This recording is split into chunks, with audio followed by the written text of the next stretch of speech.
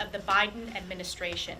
Yesterday, we passed the most member-driven and transparent rules package in history and finally ended Democrats' authoritarian reign on our nation's capital. We restored and fully opened the People's House. Our first orders of legislative business have been exactly what we promised to the American people. We promised on day one to repeal Joe Biden's army of 87,000 new IRS agents, and yesterday we did just that. Today, we will counter the Chinese Communist Party with our Select Committee on China. We will vote to protect every American's constitutional rights with a new Select Subcommittee on the weaponization of the federal government. We will also vote to stop the Biden administration from selling our strategic petroleum reserves to China. And of course, this week, as thousands prepare to stand for life in our nation's capital next week, we will continue to hold the line and protect the most vulnerable among us by bringing the Born Alive Survivors Protection Bill to the floor. And we are just getting started. House Republicans are unified and united in our effort to implement our commitment to America to save this country. And it's my honor to turn it over to my colleague, Michael Cloud from Texas. The big note of the week is that the People's House is open for business. And I can tell you it's been awesome to see in the last week, even as we roam the halls, to see families coming together and once again able to tour the People's House. Well, this rules package was along those lines in opening up the People's House for business. This is, as the chairwoman said, the most member-driven process on the Rules Committee. This was always about the needed reforms and structures that needed to happen in Congress. Many of us and most of us ran with the understanding that Congress is broken. A lot of those issues predated all of us, but it was really beholden upon us to do something about it. And so what we saw last week is members coming together, working together to make this a member-driven body where members would be able to adequately have input on bills, where we'd be able to honestly debate these sorts of things and come together. And I can tell you I could not be more proud of our conference coming together, working together through these issues, and giving us a Congress, not the kind of top-down Congress we see from the left where they talk about unity, but it's conformity. It's really made for TV government. This is the kind of government that's made for the people, where we have honest, deliberative input among the people elected to represent them. We come to an awesome, successful conclusion, and we're ready to work for the people. Last night's bill was a great example of that. We're going to see a lot of progress going forward, and could not be more excited about where this conference is at this point. God bless y'all. We will now hear from the gentleman from Nebraska, Adrian Smith, who was the lead on the bill to repeal the IRS agents. Thank you, Elise, and thank you to the entire team here. Last night's legislation is about taxpayers. It's about empowering taxpayers who are trying to just do the right thing in paying their taxes without having to face more and more IRS resources, I think randomly out to place all these audits across the economy without being as diligent and customer service oriented as they should be. And I told my colleagues on the other side of the aisle, let's work together to address the customer service needs that are absolutely needed all across the IRS, because there are problems. Clearly, there's bipartisan agreement that there are problems at the IRS. So the first step is to draw back these dollars that I think were so randomly placed, and then start over so that we can meet the needs of taxpayers and the American people all across America. So next up is Anthony D'Esposito, featuring a freshman. Great to have an expanded team here. And he flipped a seat in New York, and we're glad he's on the team. Well, thank you, and good morning. It's great to be here with everyone. And most important, during the campaign, we make promises. And what's nice to hear today from our leadership is those promises that we made, we are going to keep. And I am excited, as a retired New York City detective, as someone who has spent his entire adult life in the public safety world, I'm excited that our leadership has put the protection of law enforcement at the forefront. As Democrats and the far radicals wage war, especially in New York, against those who wear the uniform, I'm honored to be part of a group that stands with the men and women who protect and serve, a group that stands to protect us and make sure that we hold accountable those who take oaths to prosecute and protect us. And I'm excited and look forward to the coming weeks and the 118th Congress, where we will put forth our commitment to America and continue to protect the United States of America and the men and women who serve it. Thank you. Now I'll turn it over to our Majority Whip, Tom Emmer. Good morning. I guess I'm going to dovetail in where Michael Cloud started. Last week was historic. Most of those deals usually take place behind closed doors, long before anybody gets to see how the sausage is really made. We'll remember that Nancy Pelosi gave all kinds of things 2 years ago just to stay by the slimmest of margins as the speaker. Kevin McCarthy, on the other hand, in our conference last week, what you saw was democracy at work. What you saw were people, as Michael said, representing their districts, coming to Washington, D.C., sitting down with each other in spite of differences, in spite of different perspectives, and being able to ultimately hammer out an agreement where they can work together. And it was misreported, I believe, yesterday that all of this was one thing. The rules package last night was very basic. With the exception of some church language, I think our leaders said, there really were no changes. These were voted on before, that and the motion to vacate that went from 5 members down to 1. The other agreement is an agreement that the entire conference is going to hold themselves to in their leadership. It has to do with single subject matter bills. It has to do with eliminating Christmas trees, and I think Morgan Griffith said it best. We're not going to see any longer, if we enforce these agreements amongst ourselves, we're not going to see where the House sends over a coin bill to the Senate, which is a ceremonial type piece of legislation, which they sit on, and then ultimately they strip it and they fill it with, I believe it was the Inflation Reduction Act, and they send it back as the coin bill. That will no longer be acceptable in the House, which I would argue, and I think we heard this from one of our members this morning in conference, Morgan Griffith, this will arguably not make Kevin McCarthy a weaker speaker. This will make Kevin McCarthy perhaps the strongest speaker in modern times, this agreement. And there'll be more on that to come. The good news for us, the people that are standing up here, is we started to become a team last week. There's 222. This is a great time to be a Republican in Washington, D.C. in the House, because you have a chance to make a difference, and you have a chance to be part of a great team that is going to work together. And I think you saw that starting to happen last week. Have we arrived? No, not yet. We'll continue to get better at this together. And sadly for all of you in this room, the better we get, the more boring we're going to be. So thank you. Well, thank you to our whip. Good morning to all of you, and it is exciting to be here as part of the new Republican House majority. We've already started to get to work. You saw last night we passed the rules package. I know a number of members of the press were asking me yesterday morning even, are you going to pass the rules package? And we said, of course we are, because the rules package is a culmination of member meetings, negotiations that have been going on for months, frankly. And then you saw last week, there were a lot of conversations about changing the way that Washington works. And that's really at the heart of what the rules changes addressed last night that passed ultimately overwhelmingly by our members, because Washington has been broken. I don't think you have to do a poll to know people across the country have recognized that Washington's broken. Washington just has not been working for the families, the millions of hardworking people across this country who are struggling under the weight of all the reckless policies passed, signed into law by Joe Biden, passed by Nancy Pelosi and Chuck Schumer for 2 years, where you've seen devastating inflation as a result of their reckless spending. You've seen incredibly high costs at the grocery store, everything you buy because of the reckless decisions made in Washington.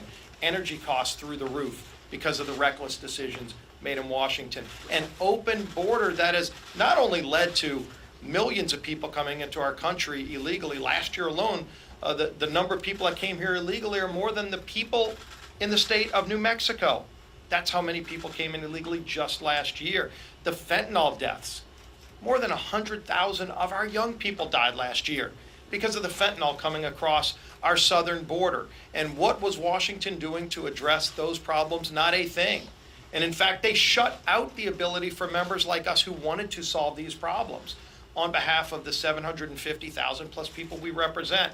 And so we knew that needed to change. In fact, that's one of the reasons we won the majority.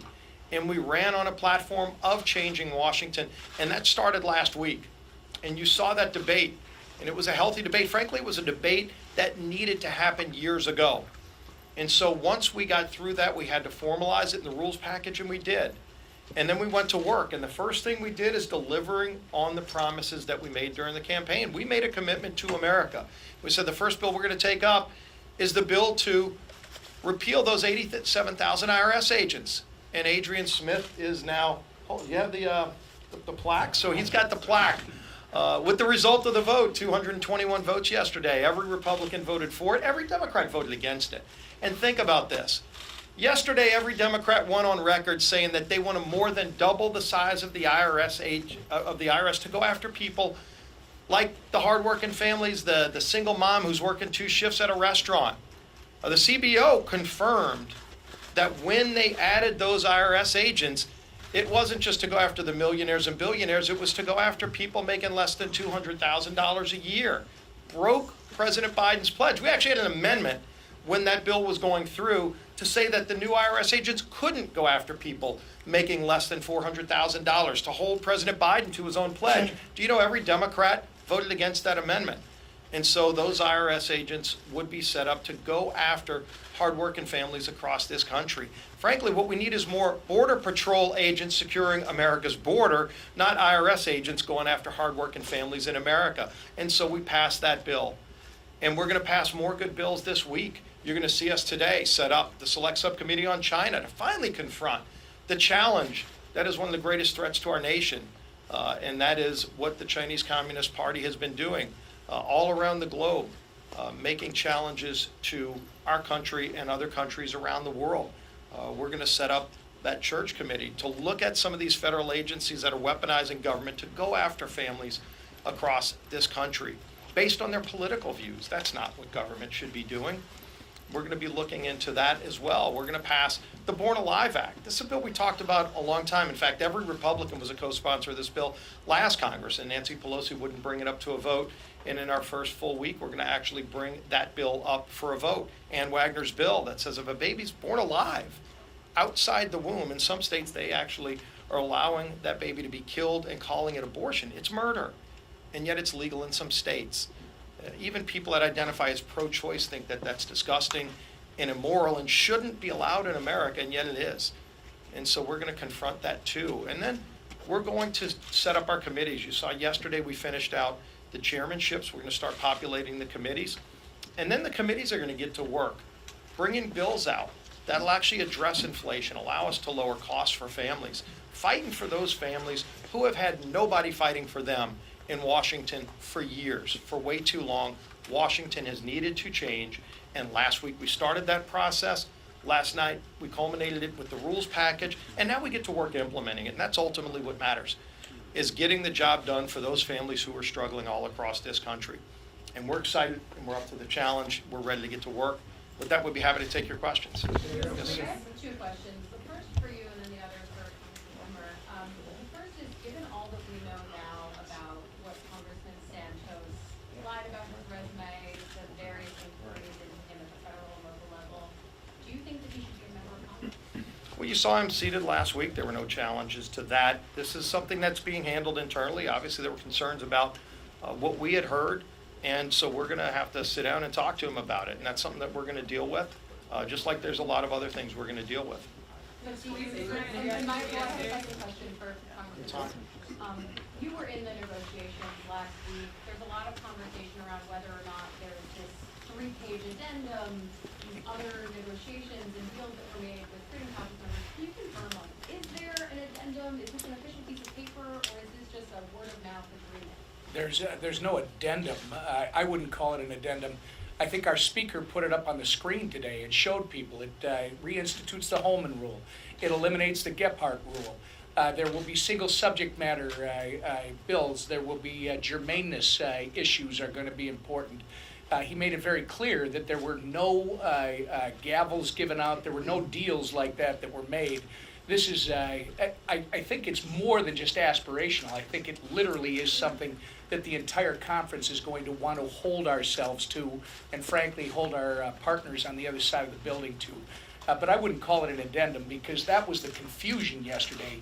We were voting on a rules package that literally had some minor wording changes in the church language, and then had the motion to vacate number changed. This discussion is about something totally separate. And in fact, somebody from downtown, I understand, was circulating a document saying, this is the addendum that you're voting. Well, no, that's something totally separate, and I think the majority leader can certainly comment on it. So can Michael, that I think the speaker literally put a screen up today showing everybody what's in it. But in that regard, why not release to the public all these deals that were reached? This screenshot that was shown in Congress. You guys talk about transparency. Isn't it essential for the American public to understand exactly what deals were cut in order for Well, the speaker talked about that today, and some of the things involved making sure that our committees are represented by a full swath of our membership. It wasn't any person was committed a committee, but look, we've got a lot of different groups within our conference. The Democrats do as well, by the way, and we want to make sure, and this is something the steering committee is going to take up. So again, it wasn't like this person's allowed that spot on a committee. The steering committee is going to make that decision. But if we're going to be able to do our business, I'd love for the Democrats to vote with us. For example, this week we're going to have a bill to say if the Strategic Petroleum Reserve is rated like President Biden has rated it over and over again, taken over 40% of our nation's reserve away, not to fix a national emergency, but to mask his really bad anti-American energy policies, then it shouldn't be sold to China. I hope every Democrat votes with us to say that America's national reserve for oil shouldn't be sold to China like President Biden did recently. But if Democrats don't work with us to solve these problems, we're going to still do it on our own. And so that means the committees have to produce bills that come out of committee that represent the full swath of our conference. And so that's something the steering committee is going to take up. And those decisions, let's recognize those decisions haven't been finalized yet, because the steering committee, starting tomorrow, will go in to take up all of the committee's slots that have to be filled. The ratios have to be finalized, and then ultimately, what bills come to the floor, those are decisions through regular order that are going to be established. We'll have a term limits bill that we're going to bring to the floor, but it was clear it's got to go through regular order. Which means we're going to have committees in person again. By the way, last night, not only did we get rid of proxy voting, we got rid of virtual hearings in committees. So committees can't be meeting in these Brady box style boxes where nobody's in a room and everybody's in some remote location and you can't even discuss an amendment. We're going to be back in person again, and we're going to be having field hearings. We're going to have the Judiciary Committee having a hearing on this open border at the border. We can actually go have that hearing at the place where the problem is happening. That's going to be exciting for people to see. As far as hearing now, once again, that Mr. McCarthy wants to block Mr. Swalwell, Mr. Schiff, and Mr. Omar from their committees. Now, we've seen this thing before with Marjorie Green and Mr. Gosar. Is it going to be the same process where it will involve the entire Congress, or will it be a different process considering it will involve the Intel Congress? Can you explain what the process will be? Yeah, well, first of all, nobody has been assigned to any of those committees yet, but as we see what comes out, the Democrats set a precedent that we urge them strongly not to go down last Congress. They decided that they were going to break the precedent that had been in place over 200 years and remove members of the opposing party that our party selected to be on committees.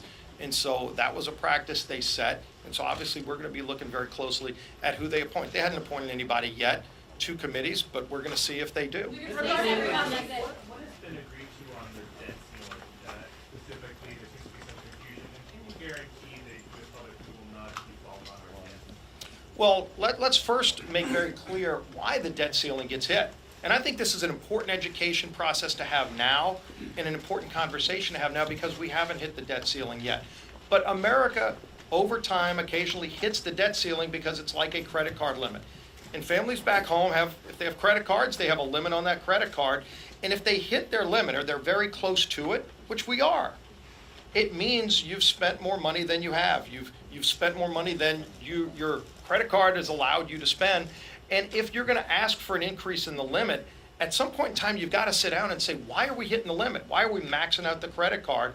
Because this is the nation's credit card. And frankly, it's not us, but next generations that are going to have to pay this. Debt is not something that's just innocuous. It's going to ultimately have to be paid by somebody, and that's future generations. And so if the country is spending more money than we have, and it's trillions of dollars, by the way, and Joe Biden, you saw, trillions and trillions of dollars in bills to rack up debt that ultimately somebody's going to have to pay. There is no free lunch. And so if we're about to max out the credit card, then before we hit that limit, shouldn't we have an honest conversation about how to start living within our means? How to make sure we're not spending money that we don't have before that comes up. And when that comes up, at the same time you're dealing with the debt limit, you ought to also put in mechanisms in place so that you don't keep maxing it out. Because if the limit gets raised, you don't go to the store the next day and just max it out again. You start figuring out how to control the spending problem. And this has been going on for way too long, and we're going to confront this, and I think the American people have called on us to confront this problem. That's back in the back. We're going to go in the back. Do you support reducing defense spending? No, and in fact, we haven't talked about reducing defense spending. We've talked about bringing accountability to government. A government has needed accountability for a long time, and we've seen none of that over the last 2 years. You know, whether it's the origins of COVID, where everybody in America has asked that question at some point in time. And, you know, we were told it was, you know, some bat biting a cat, and the cat bit some guy in the wet market in Wuhan. And now scientists are looking at it saying that's probably not what happened. It's probably a genetically manipulated disease that was probably manipulated in the lab in Wuhan, and yet Democrats refuse to let us even talk about that over the last 2 years. We're going to be investigating things like that. We're going to talk about accountability on spending in every federal agency. And if there's waste, fraud, and abuse in any agency, it's got to be rooted out. And so that's what we've been talking about, is how to aggressively root out waste, fraud, and abuse with taxpayer dollars. And it started with the IRS bill last night. Right over here. So you have I'll come to you next. part of a Wait, I'm sorry, can you repeat that? You have members who are part of negotiations, like Byron Donald saying he got a position on the steering committee from working behind closed doors. You had most of the holdouts pushing for more transparency in how the House is run, but now rank and file members are saying they don't know what some of these closed door agreements are. Will it be ink and paper for them to read at some point, even when steering is reviewing? Speaker McCarthy laid that out today to the membership. And again, there's still some decisions that have to be made, like the steering committee will be meeting to fill out the rest of the committees. That hasn't been decided yet. We don't even know which members are going to go for which committees in some of those cases. But at the end of the day, we want our committees to reflect our conference if we want to get bills out to the floor to pass. Because as the whip knows, you don't want to wait until a bill's on the floor to recognize that there might be an issue. You take care of those issues in committee, and that's why you want the entire conference represented, the different groups within our conference represented on the various committees, and we're going to be working to do that. I find it hard to believe. I find it hard to believe that you all don't have a copy of the screenshot already. We usually hear about that. We'll go here and then we'll go to chat. Discovery of Biden's classified documents. In the case of Mar-a-Lago, they were intentionally withheld, the classified documents, for more than a year, whereas with Biden's classified documents, those were voluntarily turned over. Does that make a difference in your? Well, first of all, do we really know that for years, when Vice President Biden left office, it looks like he took classified documents with him, and he was very critical of President Trump. By the way, the only person that has the constitutional ability to declassify any documents is the President of the United States, not the Vice President. So if then Vice President Biden took classified documents with him and held them for years and criticized former President Trump during that same time that he had those classified documents, and only after it was uncovered did he turn them back, I wonder why the press isn't asking the same questions of him as Vice President taking classified documents that they were asking President Trump. What about the looking at that vote last year for the speaker, the series of votes here, why should we not think that almost every one of these big policy issues that are going in there is going to be right on the edge, 3 or 4 votes, all the drama, whether it be cutting spending, even the abortion bill, some of these things are very controversial. Why is that passed not so wide for the rest of the next few? Well, with a 5-seat majority, if you have a few people that are absent because there are family issues back home, you know, we saw that some members had to get back home to a loved one that had a health issue, and that ultimately is something. Look, nobody said any of this is going to be easy. Fixing the problems of the country is complicated because they're huge problems. These aren't small problems that our country is facing. The good news is we've got a majority that all, from various philosophies, people from different walks of life, all came here to help solve problems. And these are big problems. It's going to take a lot of work. It's going to take committees doing a lot of work to ultimately get the policy right. What's important is not the margin of the vote, but making sure we get the policies right to fight for those hardworking families who have been left behind by Washington for far too long. And it's going to be an exciting process to watch. I think people are going to be tuned in like they were last week. Look forward to talking to you soon.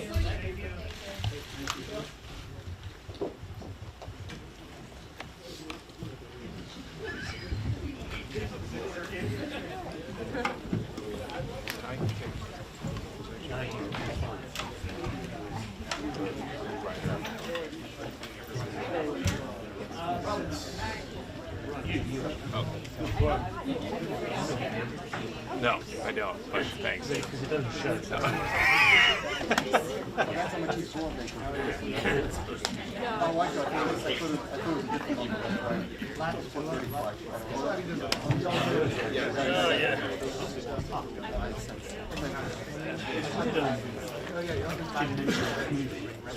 Yeah.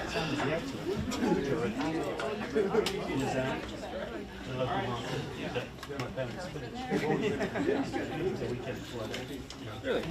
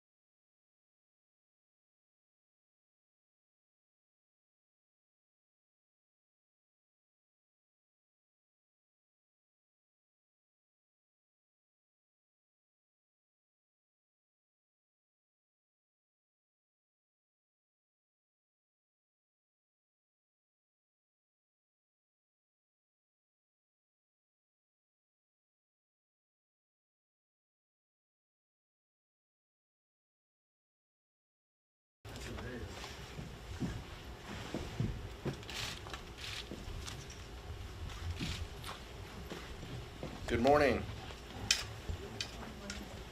It's a pleasure to be with three of our ranking members and our distinguished vice chair at this press conference. House Democrats are ready. In the 118th Congress, we stand united behind Hakeem Jeffries, whose leadership is astounding, bold, courageous, decisive.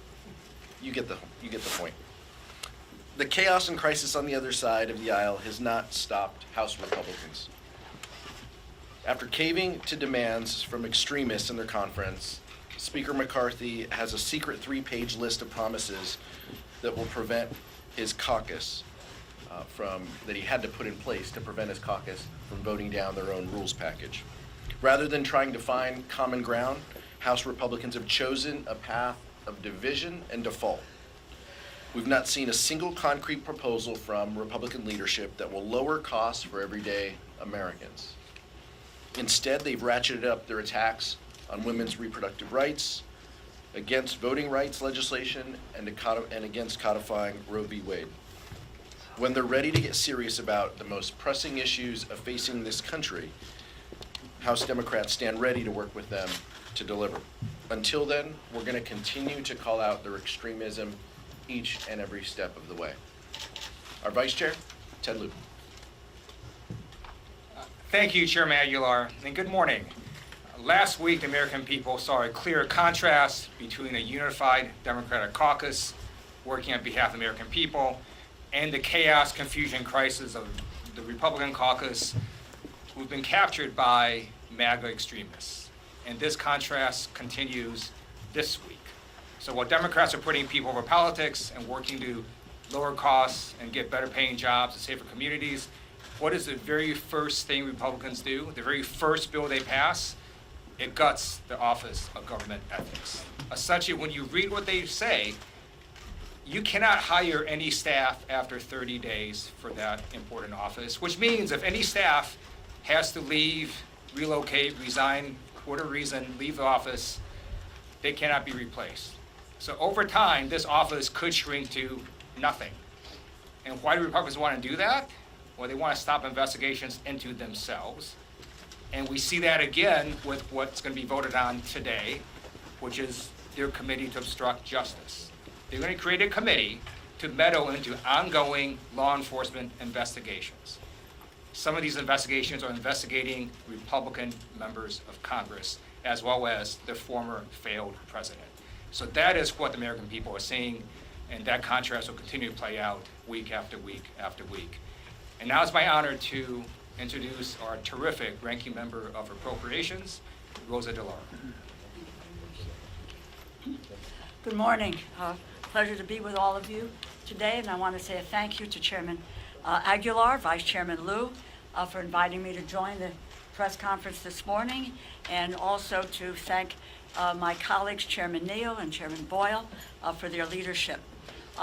As my colleagues have mentioned, the Republicans' chaotic process to elect a Speaker of the House, it's unprecedented, and it's also dangerous.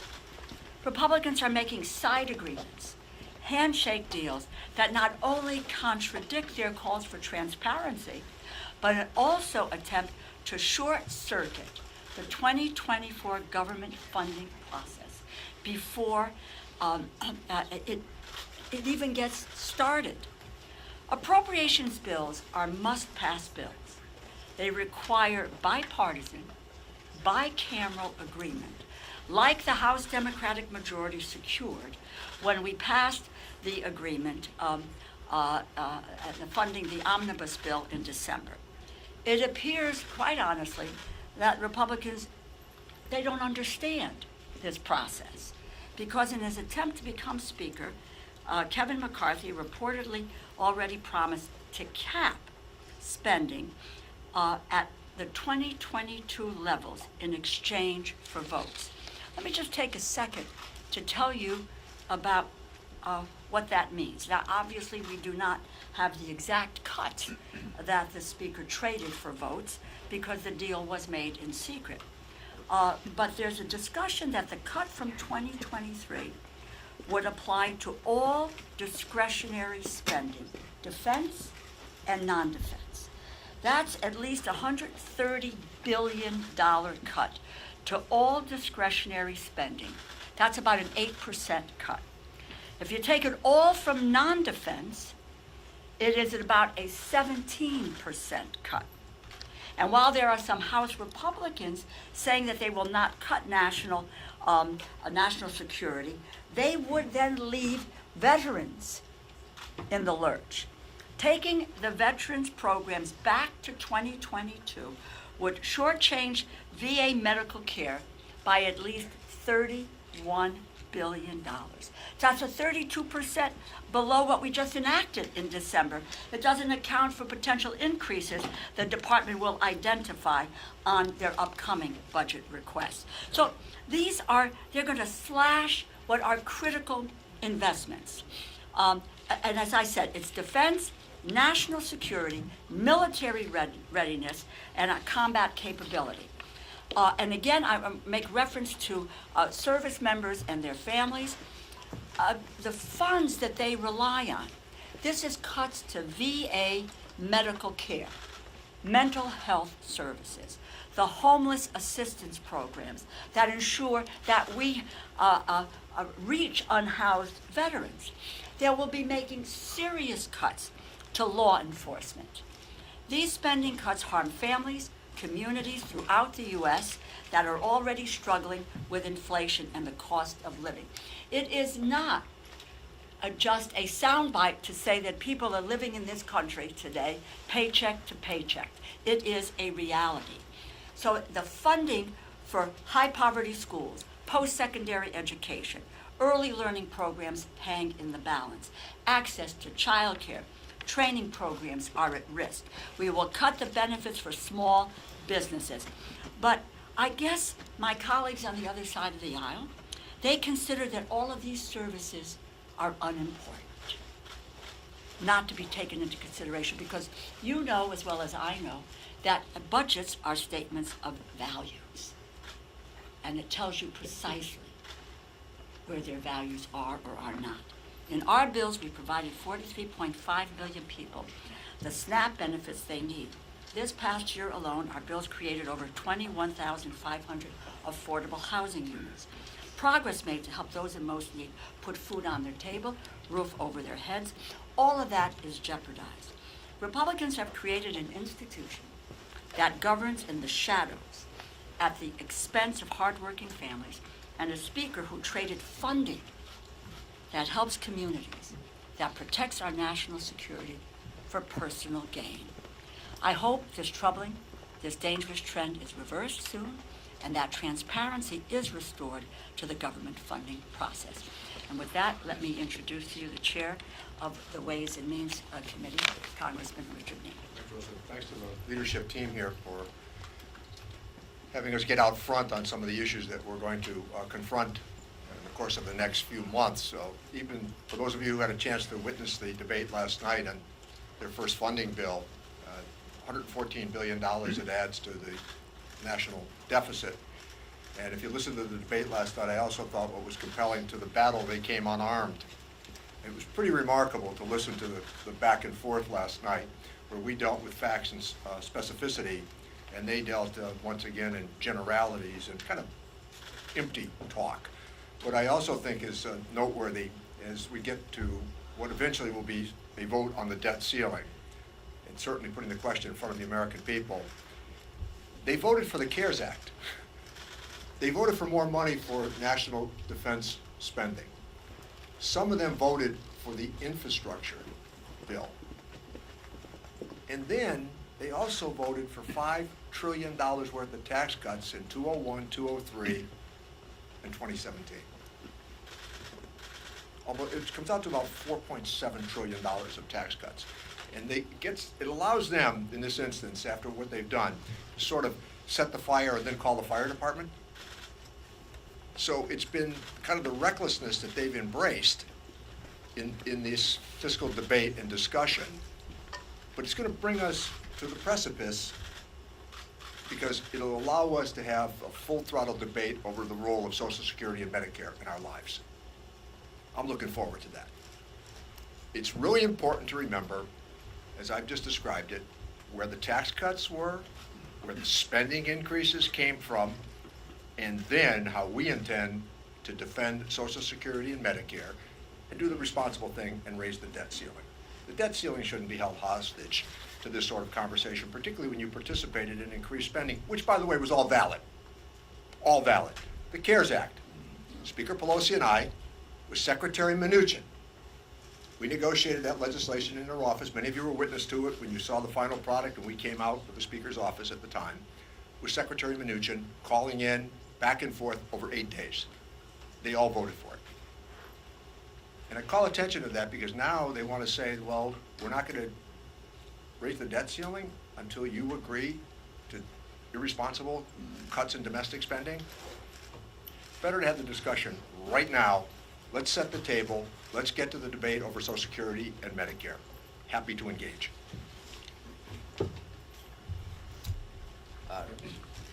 Brendan Boyle. Thank you for that wonderful introduction, Richie. I didn't want to overdo it. So I'm Brendan Boyle, Brendan, not Brandon, incoming ranking member of the Budget Committee. And actually, let me build off what Richie just said and focus on one area as part of the adopted rules package last night, and that's cut-go. You know, you can always tell when there's a Democrat in the White House because our Republican colleagues suddenly become concerned again about deficit and debt. When there's a Republican in the White House, they conveniently forget that topic. But every time they take over and there's a Democrat in the White House, suddenly there's this focus on deficit and debt. Well, here's the hypocrisy in what they're saying. As part of cut-go that they reinstated last night, any tax cuts that they propose do not have to be offset. So all of those critical investments that Chair DeLauro spoke about, critical investments in the American people, education, jobs creation, helping veterans, all of those have to be offset according to their rules. But another big round of tax cuts, like what they did the last time they were in the majority, $2 trillion tax cut, 83% of which went to the wealthiest 1%, not one dime of that would have to be offset. So keep that in mind when they are crying crocodile tears about our national debt. I would also say, as Chairman Neal did, the debt ceiling should not ever be something we play around with. It is too dangerous. This country has been able to get through and weather government shutdowns. We would not be able to weather a compromise on the full faith and credit of the United States. It would cripple not only the U.S. economy, but the world economy. This caucus has the responsible position not to play politics with this. The other side has been threatening repeatedly, as recently as last night, to refuse to raise the debt ceiling because they're so hell-bent on cutting Social Security, Medicare, and Medicaid. We won't let them get away with it. And now it's my pleasure to bring back our chairman, Pete Aguilar. Thanks, Brendan. Questions? Chairman Aguilar, Adrian Ideas from CBS News. Should discussing President Biden's classified documents be disclosed before the midterms? Well, let's step back and talk about this for a minute because, and I appreciate the question. This is Republican hypocrisy at its finest.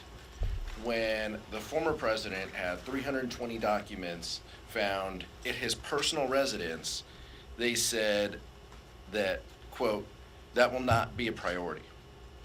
What President Biden did was disclose this to the archives, let law enforcement know. That is exactly the way that you should handle this. So we're going to support the fact that the president is following this established protocol, that he did the right thing, and see what other and see where we go from here. But we're not interested. Republicans aren't interested in having meaningful oversight. They're just interested in opposing this president. Go ahead. What do you say to critics who argue these documents were discovered November 2nd, midterms were November 8th, and they could have been withheld to avoid potential damage against Democrats before the midterms? This was done in consultation. You saw Merrick Garland have a U.S. attorney weigh in at this point.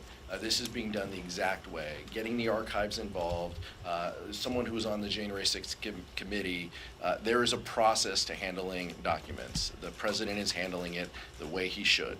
That's what's important. Go ahead. To follow up on that though, I mean, in April we knew about August we knew about the search warrant executed at Mar-a-Lago. But isn't that sort of the time when everybody goes, let's just make sure we don't have any of our own? Seems a little bit sloppy to not have this go through things that were outside to make sure that when they're saying this is terrible who has documents, also make sure that we don't have any documents. I don't think that's a question for me. That might be a question directed down the street. But what I'll tell you is this is being done. This is being handled the way he should. This is not about August. This is about today. Where we are at. The president is handling this the way that he should. He's disclosing it. He's letting the archives know. Law enforcement is aware. We're handling this with the seriousness at which it deserves, but we're not downplaying this, which is exactly what House Republicans have done. Did you have something? No, just to say the Justice Department has the issue. Can I ask you about House ethics? Obviously, there are some today, but Republicans have tried to wrestle committee with their doctrines. Obviously, George Santos is now a member of Congress. You guys talked about, obviously limited things you could do before he was seated, but now he's what are your I'm going to yield to Vice Chair Liu, who talked about the Republican rules package in the Office of Congressional Ethics. Kevin McCarthy owns George Santos, lock, stock, and barrel. If George Santos wasn't seated, what would the math have been for Speaker McCarthy? He would have had to flip another vote or get two people to vote present. I mean, this is he owns George Santos. That's the only reason why he was seated, is to give George Santos that ability to vote for Kevin McCarthy. So let's call this exactly what it is. There should be repercussions. The state and federal governments and the law enforcement agencies should look into it. The FEC should look into this. I know that there might be an ethics complaint that's filed here as well. But this is an incredibly serious issue from someone who clearly is divorced from reality and sanity. But this is at the feet of Kevin McCarthy, not just George Santos alone. Vice Chair Luke. Thank you, Chairman Aguilar. So the Republican rules package says that you cannot hire any staff to the Office of Government Ethics after 30 days. Why would they do that? You should ask them, what is the rationale for doing that? Well, the rationale is to shrink this office, because if anyone leaves after 30 days, they don't get replaced. And eventually, there's going to be no one in that office, because they don't want the office investigating people like George Santos. And as Chairman Aguilar noted, arguably George Santos was the deciding vote for Kevin McCarthy for Speaker. It was also disclosed yesterday that when George Santos was fundraising, apparently his fundraising person was telling folks that he was actually Kevin McCarthy's chief of staff. So if they were using the telephones, which I assume they were, that would essentially be conspiracy to commit wire fraud. So what George Santos did was not only unethical, it appears to be highly illegal. And you have ethical investigations, but also you have what looks to me like criminal liability. I think Speaker McCarthy needs to talk about what he thinks about George Santos and really put him up for condemnation or an expulsion vote from this Congress. Just one last point on that. If George Santos wasn't seated, I might be giving another nominating speech. And so, we could still be going at this. Garrett and then Leanne. Nobody wants that. Absolutely. 9. You didn't like anything with one of the 9? Come on, Garrett. Good. You guys are populating committees this week.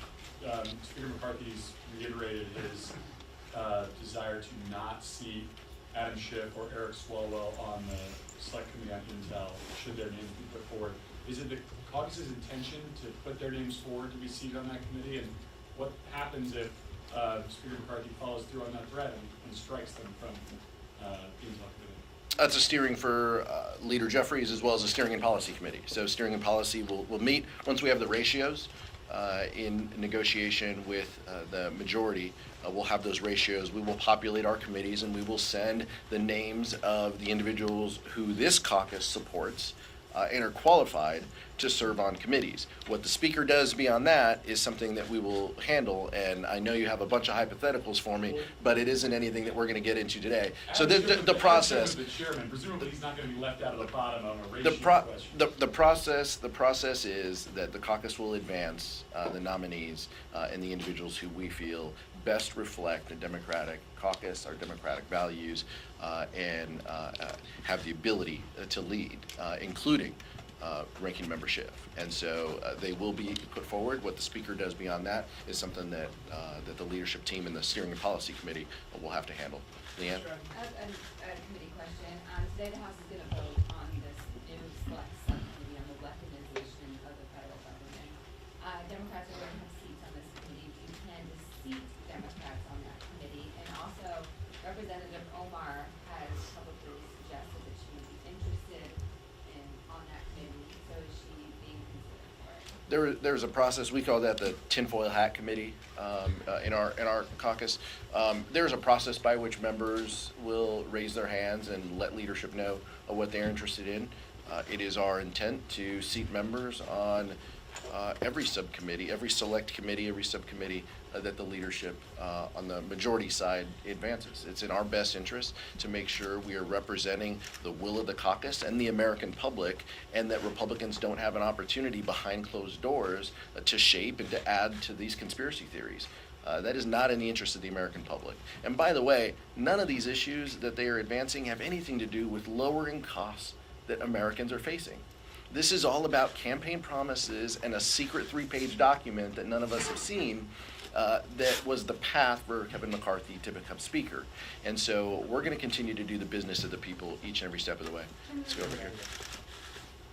For Chairwoman DeLauro, Caitlin Politico, how do you plan to appropriate around this handshake agreement to set spending levels at fiscal 2022 levels? I mean, presumably, at the very least, we'll need CR, which is going to be at fiscal 23 levels. So how do you plan to actually get this, fund the government, get this done, and avoid a terrible shutdown and work around what the president promised conservative? Well, I think that my point is that you cannot pass appropriations bills without them being both bipartisan and bicameral. So and the president will not sign. So I think this notion that you can deal with 2022 levels, that appears to have been part of this secret deal, that you then may be looking at guaranteeing a shutdown. We will operate in the way that we have, bill by bill, with the issues that are important to us. I tend to, you don't want to work. I think it's very interesting to note that in a divided government, last December, you may recall, we passed an omnibus bill, a bipartisan omnibus bill. 9 Republican votes in the House, and I think close to 19, somewhere around that, in the Senate. So we were able to govern. The issue is going to be is whether or not the Republican majority can govern. But we are going to, as I say, we will work together, we will cooperate, but we are not backing off the critical investments that have been made, that will continue to be made, because someone traded away the well-being of the American public and our national security for personal gain, for a vote. No way to run a government and no way to govern. I'm going to ask Chairman Neal and Ranking Member Boyle as well to comment on this, because I think it is so important that we do talk about what that document is laying the groundwork. It's laying the groundwork toward dysfunction, default, and potential government shutdowns that none of us want. Ranking Member Neal. Sure, thanks, Pete. Just one quick observation for those of you who've had some institutional memory here. You really believe that Republicans are going to embrace a government shutdown? How have the politics of that situation worked out for them in the past, dating back to Clinton Gingrich? If there's one thing that the people that have been on that side for a long time remember, they have lost every showdown over shutting down the government. Believe me, they are not going to shut down the government for sure.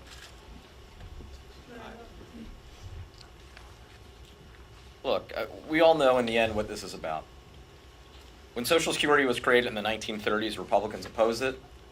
They have opposed it in every generation since. As recently as late 2004, when George W. Bush was reelected. If you remember his first press conference the day after the election, he said, "I have political capital, and I intend to use it." And what was his number one priority? To privatize part of Social Security. Now here we are, and don't take my word for it. Just read the press statements of Kevin McCarthy a couple months ago. Every single one of the Republicans who was running to be my counterpart on Budget Committee as chair, they were all saying they intend to use the debt ceiling as leverage to win cuts to Social Security, Medicare, and Medicaid. To their credit, they're being public about it. Now, I've worked on this issue my entire time here in Congress, working to attempt to depoliticize this bomb to our economy and the worldwide economy. I'm so proud of this caucus, not just House Democrats, but working with the White House as well. We are firmly united on this. And just as Republicans lost back in the Gingrich Congress in the mid-1990s, just as they lost in 2011 on this issue, they will lose again in 2023. Last question. I just want to make one point. You know, I think you all will recall last December, I was, swarmed with so many of you are in this audience today. I mean, it just is, just overwhelming. Are we going to shut the government down? Are we going to shut the government down? This is going to lead to a government shutdown. And just absolute no. We are not going to have a government shutdown. Why? Because there was a willingness to work together with our colleagues in the House and our colleagues in the Senate, in order to be able to fashion public policy that was going to be beneficial to the American people, whether it was their national security, which was their jobs, job training, whether it was veterans, and we came to an agreement. That is singularly the issue of ability to govern. As the chairman said of Ways and Means, that they won't shut it down, but we will wait to see what their process is going to be. We know what our process is going to be and how we're going to continue to move at keeping government moving forward.